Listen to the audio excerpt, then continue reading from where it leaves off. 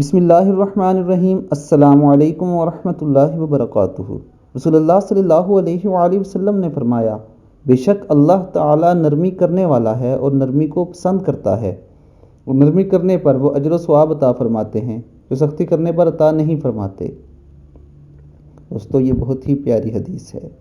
دنیاوی لحاظ سے اگر ہم دیکھیں، دنیا میں بھی اس شخص کو لوگ زیادہ پسند کرتے ہیں جو اخلاق میں اچھا ہوتا ہے اور دوسروں کے ساتھ نرمی سے پیش آتا ہے۔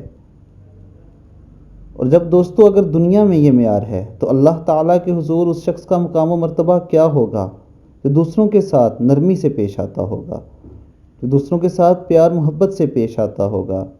تو بے شک نبی اکرم صلی اللہ علیہ وآلہ وسلم کے فرمان کے مطابق اللہ تعالیٰ اس کو بے حساب اجر و ثواب عطا فرمائیں گے۔ اللہ تعالیٰ ہمیں نبی اکرم صلی اللہ علیہ وآلہ وسلم کے فرمان پر عمل کرنے کی توفیق عطا فرمائے۔ السلام علیکم ورحمۃ اللہ وبرکاتہ۔